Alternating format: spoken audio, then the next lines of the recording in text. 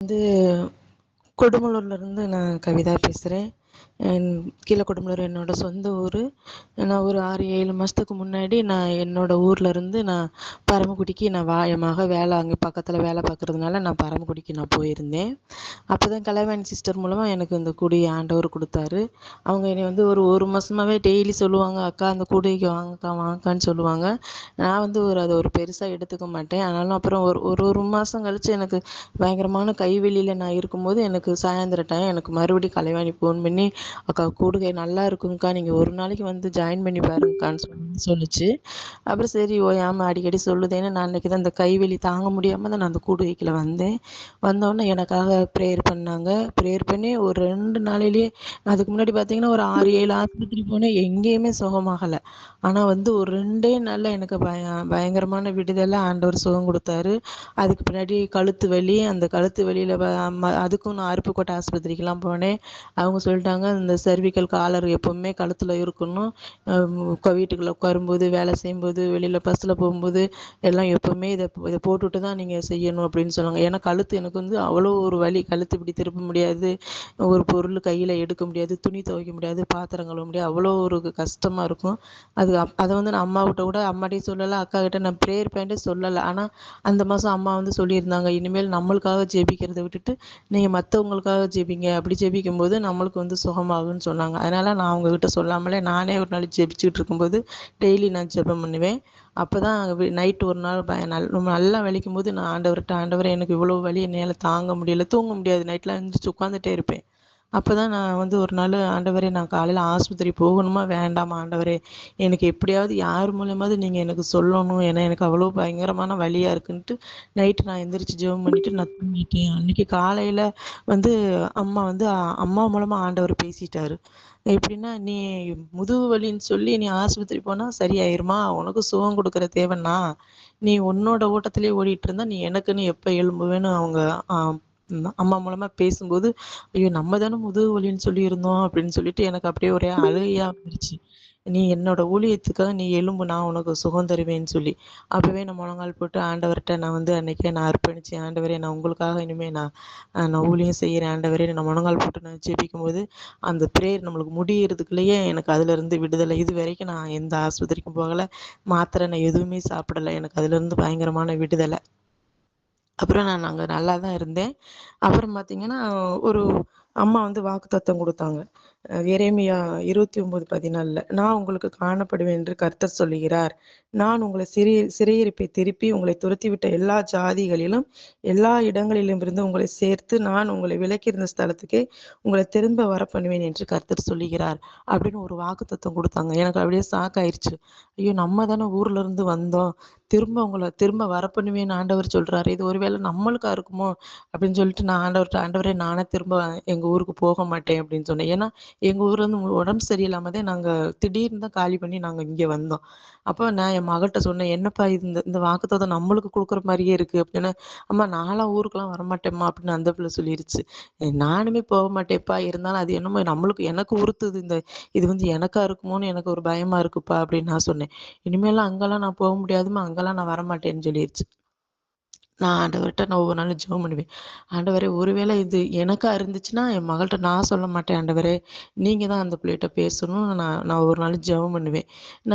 ஏன்னா நான் எங்க ஊர்ல நாங்க இருக்கும்போது பார்த்தீங்கன்னா, ஒரு 20 குடும்பம், ஒரு 36 குடும்பம் இருக்காங்க. அந்த ஸ்டவ் அடுப்பு ஒக்கிடுறவங்க. அவங்க வேற ஊர்லேருந்து வந்தவங்க. ஆனாலும் எங்க பிரசிடெண்ட் வந்து அவங்களுக்கெல்லாம் சொந்தமா வீடு கட்டி குடுத்து, ரேஷன் கார்டு, ஆதார் கார்டு எல்லாமே வாங்கி குடுத்து, அங்கே பெரிய வீடு. அந்த இடத்துல தான் நானும் வீடு கட்டியிருந்தேன். நானும் திடீர்னு போய் தான் அந்த இடத்துல நாங்க வீடு கட்டியிருந்தோம். அதனால அவங்க அந்த குடும்பம் ஃபுல்லா ஃபர்ஸ்ட்டு ஒரு 20 குடும்பம் ஃபுல்லா ஆலயத்துக்கு போறவங்க. அவங்க என்ன செஞ்சாங்கன்னா, ஒரு நாள் அந்த பைபிள் எல்லாத்தையும் அள்ளி, பைபிள், பாட்டு புக்கு எல்லாத்தையும் அள்ளி என்ட்ட குடுத்துட்டாங்க. நான் கேட்டேன், "ஏன் இதெல்லாம் என்ட்ட குடுக்குறீங்க? ஏன் சர்ச்சுக்கு போ மாட்டீங்களான்னு?" நான் கேட்கும்போது அவங்க சொன்னாங்க, "இல்ல நாங்க ஒரு நாள் உடம்பு சரியில்லைன்னு சொல்லிட்டு ஒருத்தர் போய் ஜெபம் பண்ண கூப்பிட்டோம். அவரு வரல. அதனால எங்களுக்கு யாருமே வரமாட்டேங்கிறாங்கன்ட்டு, நாங்க ஊர இப்ப நாங்க இந்து கோயிலுக்கு போறோன்ட்டு அந்த பைபிள் எல்லாத்தையும் என்ட்ட குடுத்துட்டாங்க." எனக்கு அந்த பைபிள் எல்லாத்தையும் அவங்கள்ட்ட இருந்து வாங்கும்போது ஒரு பாரமா இருந்துச்சு. ஆண்டவரே இவங்கெல்லாம் இப்படி கொண்டாந்து பைபிள குடுத்துட்டு இந்து கோயிலுக்கு போறாங்களேன்னு எனக்கு அவ்வளோ ஒரு மன கஷ்டமா இருந்துச்சு. அதனால நான் அத வாங்கி வச்சுக்கிட்டு அவ்வளவுதான். அந்த அந்த ஒரு செகண்ட் தான் எனக்கு அந்த பாரம் இருந்துச்சு. அத வாங்கி வச்சுட்டு நான் அதுக்கு பின்னாடி நான் பரமக்குடி நான் போயிட்டேன். ஆனா நான் இந்த கூடைக்கு சேர்ந்த பின்னாடி நம்ம டெய்லி நான் காலையில மாலையும் ஜெபிக்கும்போது, நான் இவங்கள கூட நான் நினைக்கவே இல்ல. ஆனாலும் ஒரு நாள் நைட்டு 12 மணிக்கு என்னைய கவிதான்னு ஒரு சவுண்ட் கேட்டுச்சு.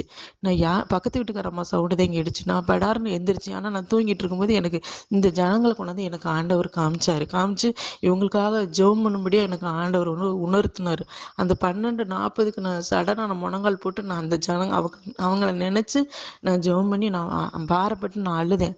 ஆண்டவரே நான் அவங்களுக்காக நான் ஜெபம் பண்றேன் ஆண்டவரே. நான் அந்த நாள்ல இருந்து என்னை டெய்லி எனக்கு 12:40க்கு என்னை பேர் சொல்லி அழைக்கிறது அல்லது என் மக வந்து அம்மான்னு என்னை கூப்பிடுறது. நான் அப்படியே சடனா எந்திரிச்சு தினமும் நான் ஒவ்வொரு நாளும் அவங்களுக்காக நான் ஜெபம் பண்ணிட்டே இருப்பேன். அப்பதான் அம்மா இந்த வாக்குத்தத்தம் குடுத்தாங்க. குடுக்கும்போது நான் போகவே மாட்டேன்னு நான் சொல்லியிருந்தேன். அப்புறம் அதுக்கும் திடீர்னு என் மக ஒரு நாள் சொல்லிருச்சு.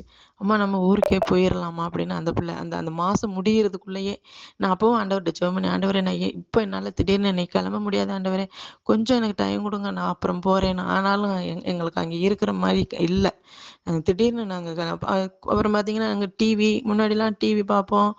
நெறைய மஞ்சள் தேய்ச்சு குளிப்போம். எல்லாம் பூ எல்லாம் நாங்க வைப்போம்.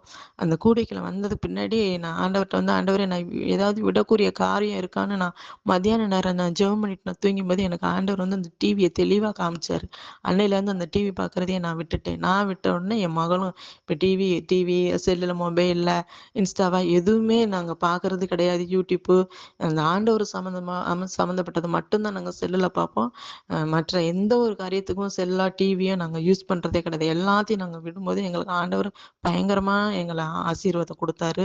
அந்த மாசம் முடியறதுக்குள்ள என்னைய வீட்ட காலி பண்ணிட்டு நான் வரும்படியா செய்தாரு. நான் அம்மாவுக்கு அப்பவும் ஃபோன் பண்ணி சொன்னேன். "உனக்கு ஆண்டவர் சித்தம் இருந்துச்சுன்னா, நீ கிளம்பி எங்கேயோ போவோமான்னு" சொன்னாங்க. நாங்க அந்த 1ஆம் தேதி ஆகுறதுக்குள்ளேயே 27, 28லயே நான் அங்கருந்து நான் இங்க வந்துட்டேன்.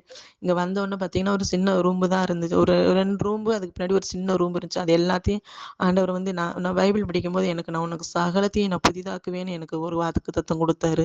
அப்பவும் நான் நெனச்சேன், ஆண்டவரே இந்த வாக்குத்தத்தம் சகலத்தையும் புதிதாக்குவேன்னு சொல்லியிருக்கிறீங்களேப்பா!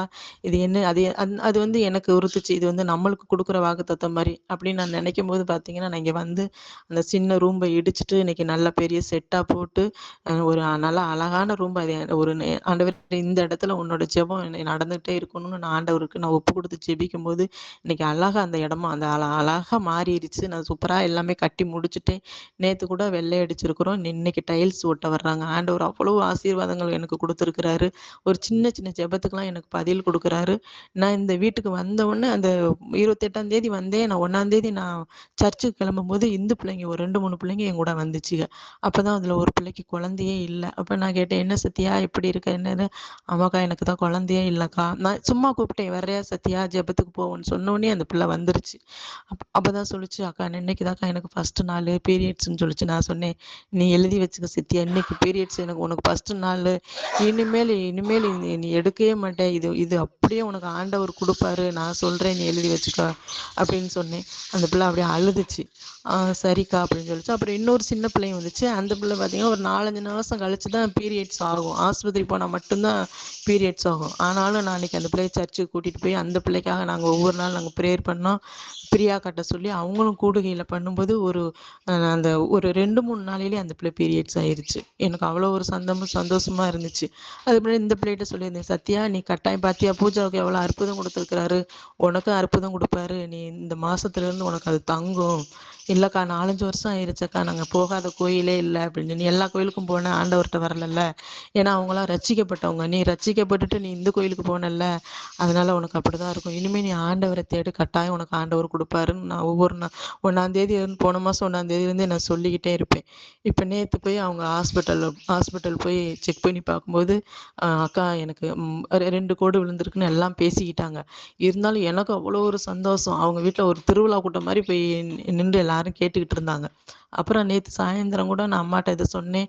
ஆண்டவர் கண்டிப்பா அற்புதம் செய்வார்ப்பா அப்படின்னு சொன்னாங்க. அப்புறம் நேத்து 6:30 மணிக்கு பார்த்தீங்கன்னா, நான் குளிச்சுட்டு நிக்கும்போது அந்த பிள்ளை வந்துச்சு. வரும்போது என்னப்பா அப்படின்னு சொன்னேன். நான் சொல்லும்போது அந்த பிள்ளை அழுதுச்சு. என்ன சத்யா என்ன அப்படின்னு. இல்லக்கா நீங்க சொன்னீங்கல்லக்கா, நீங்க எனக்காக கூட்டிட்டு போய் ஜெபம் பண்ணீங்க. சர்ச்சுக்குலாம் நான் வந்தேன்லக்கா, எனக்கு வந்து ஆண்டவர் வந்து இது சார் நர்ஸ் வந்து சொல்லிட்டாங்கக்கா. நான் கன்சீவா இருக்கு மாசமா இருக்கிறேன்னு சொன்னாங்கக்கான்னு சொன்னோனே எனக்கும் நானும் அழுதேன். ரொம்ப சந்தோஷமா இருந்துச்சு. "பாத்தியா உனக்கு ஆண்டவர் எவ்வளோ அற்புதம் குடுத்துருக்கிறாரு. இனிமேல் நீ வந்து கயிறு கட்டிக்கிட்டு அங்கே போறேன், இங்கே போறேன்னு எங்கேயும் நீ போகாத. நீ ஆண்டவர இறுக புடிச்சுக்கோ. கட்டாயம் உனக்கு ஆண்டவர் வந்து இந்த குழந்தைய தங்க பண்ணி உனக்கு குடுப்பாரு. நீ இந்த பேர் எதுவும் வைக்கக்கூடாது. நீ ஆண்டவர குறிச்ச பேரு தான் நீ வைக்கணும்னு சொன்னேன். சரிக்கா அப்படின்னு சொல்லிச்சு. அது மாரி இந்த வாரம் ஞாயிற்றுக்கிழமை பார்த்தீங்கன்னா, ஒரு 7 பிள்ளைங்க. அந்த பிள்ளைங்க நான் ஆண்டவர்ட்ட ஒவ்வொரு நாள் நான் ஜெபம் பண்ணுவேன். ஆண்டவரே எந்த பிள்ளைங்க என்ட்டலாம் வந்து இந்த பைபிள குடுத்துச்சுகோ, அதுக கையினால அந்த பைபிள ஃபுல்லா அந்த பிள்ளைங்க வாங்கணும்னு நான் நோட்ல எழுதி வச்சிருக்கிறேன். ஒரு 15 பாயிண்ட் எழுதி வச்சு அம்மா சொல்லுவாங்க, "உங்களுக்கு தேவையானத நீங்க பிரேயர் பண்ணி அது மேல கை வச்சு ஜெபம் பண்ணுங்கன்னு" அவங்க சொல்லுவாங்க.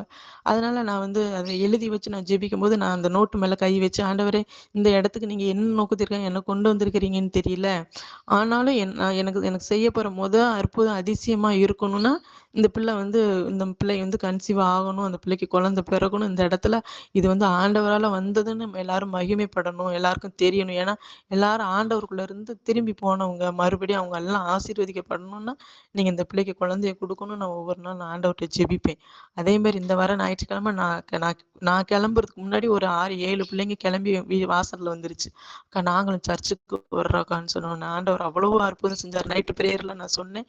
காலையில ஒரு 7 பிள்ளைங்க என்னோட வந்துச்சுங்க. அந்த பிள்ளைங்க வந்து அது அது இது குடுத்த பைபிளு, அந்த பாட்டு புக்கு எல்லாத்தையும் "அக்கா குடுங்கக்கா நாங்களும் வர்றோம்ன்னு" சொல்லி, நான் 7 பிள்ளைங்கள நான் கூட்டிட்டு போனேன். ஆண்டவர் அவ்வளோ ஆசீர்வாதமா நடத்தினாரு. ஆண்டவருக்கு நன்றி சொன்னேன்.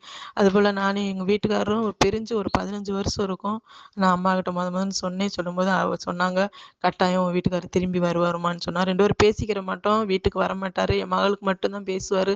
ஏதாவது குடுக்குறதா இருந்தா வீட்டுக்குள்ள வரமாட்டாரு. வெளியில நின்னு அத வாங்கி குடுத்துட்டு திரும்ப போயிருவாரு. ஆனாலும் எனக்கு கூடுகையில ஜெபிச்சாங்க. நானும் ஆண்டவர்ட்ட அம்மா வந்து சொல்றாங்களே, குடும்பத்தோட வாங்கன்னு. எனக்கும் அவர பிடிக்காது. அவருக்கும் என்னைய பிடிக்காதே ஆண்டவரே! நான் அவர்கிட்ட பேசுவேன் அப்படின்னு நான் ஆண்டவர்ட்ட நான் ஒவ்வொரு நாளும் எனக்கு நல்ல இருதயத்த குடுங்க. அவர நேசிக்கிற இருதயத்த குடுங்கன்னு நான் ஜெபிக்குவேன். ஏன்னா எனக்கு பார்த்தாலே எனக்கு பிடிக்காது. 2 பேருக்குமே பிடிக்காது. சண்டைக்காரவ மாரி போவோம். அப்ப நான் ஒவ்வொரு நாளும் ஆண்டவர்ட்ட ஜெபிப்பேன். அந்த இருதயத்த நீங்க மாத்தி குடுங்க. அவர நேசிக்கிற இருதயத்த மாத்தி குடுங்கன்னு நான் ஜெபம் பண்ணுவேன். இப்ப ஜெபம் பண்ணி இந்த குடியில சேர்ந்து ஒரு 2, 3 மாசம் கழிச்சு அவரே தன்னாவே வீட்டுக்கு வந்துட்டாப்புல. வீட்டுக்கு வந்து இப்ப வீட்டுக்கு என்ன தேவையோ அதெல்லாம் செய்றாப்புல. எனக்கு என்னைய வந்து தங்கம் அப்படி இப்படின்னு பேசும்போது என் மக வந்து கிண்டல் பண்ணும். "பாத்தியாம்மா ஆண்டவர் எவ்வளவு அற்புதமா கொண்டு வந்திருக்கிறாரு அப்பாவ" அப்படின்னு சொல்லுவாப்புல. இப்ப இந்த வீட்டு வேலை கூட வந்து நாங்க எதுவுமே கேட்கல. ஆனாலும் அவரு திருப்பூர்ல இருக்கிறாப்புல. கிளம்பி போகும்போது அவரு கை செயின் ஒரு 2 பவுன் கையில போட்டிருப்பாப்புல எப்பவுமே. அந்த கை செயின வந்து என் கையில கழட்டி போட்டு விட்டுட்டு, "இந்தாப்பா இத வச்சுக்கோ. ஏதாவது தேவைன்னா இத அடகு வச்சு நீங்க வீட்டு செலவ பாரு. நம்ம அப்புறம் திருப்பிக்கிறோன்ட்டு" கை செயின கழட்டி குடுத்துட்டு முந்தா நாள் நைட்டு தான் அவரு போயிருக்கிறாரு. ஆண்டவர் அவ்வளோ அதிசயமா என்னைய நடத்தியிருக்கிறாரு. இந்த கூடுவைக்கு நான் கோடான கோடி நன்றி செலுத்துகிறேன். ஆமென்.